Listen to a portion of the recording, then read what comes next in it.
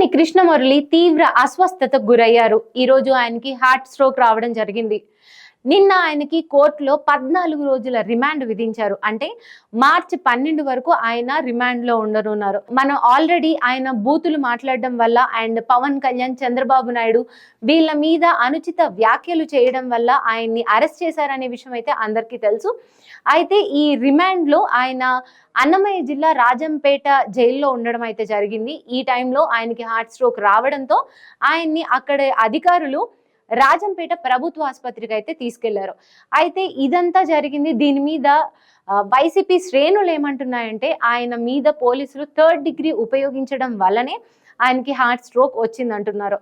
ఎందుకంటే మొన్న పోసాని అరెస్ట్ జరిగిన తర్వాత ఆయన సతీమణి ఎవరైతే ఉన్నారో ఆవిడ మీడియాతో మాట్లాడినప్పుడు తెల్లవారితే హాస్పిటల్కి వెళ్దాం అనుకున్నాం, ఆయనకి హెల్త్ బాగాలేదు అన్నట్లు కూడా చెప్పారు.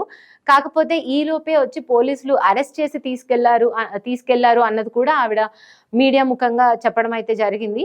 కాకపోతే ఈ 14 రోజుల రిమాండ్ లో ఏదైతే ఈ రోజు ఆయనకి హార్ట్ స్ట్రోక్ రావడం అయితే చాలా బాధాకరం. ఇప్పుడు ఆయన్ని హాస్పిటల్కి తీసుకెళ్లారు. కాకపోతే నేను ఈ 2-3 డేస్ కి సంబంధించిన వీడియోస్ కొన్ని మీకు చూపిస్తాను. ఆల్రెడీ ఆయన ఎంత ఇబ్బంది పడుతున్నారు, కొంచెం నలతగానే ఉన్నారు అనేది కూడా మనకు కనిపిస్తుంది. ఒకసారి చూద్దాం, ఈ వీడియోలో చూడండి.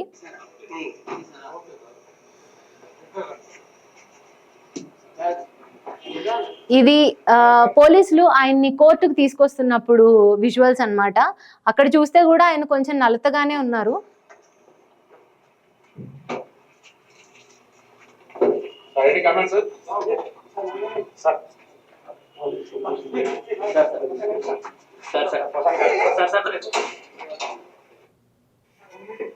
ఈ వీడియోలో చూడండి, కొంచెం నలతగా ఉన్నారు.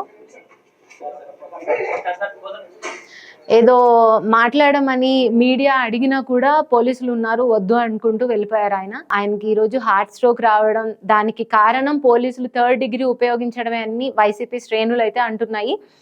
మరి చూడాలి కూటమి ప్రభుత్వం ఈ వాదనలకి ఎంతవరకు ఆన్సర్ చెప్తారు అనేది ఒకసారి మనం వేచి చూడాల్సిందే.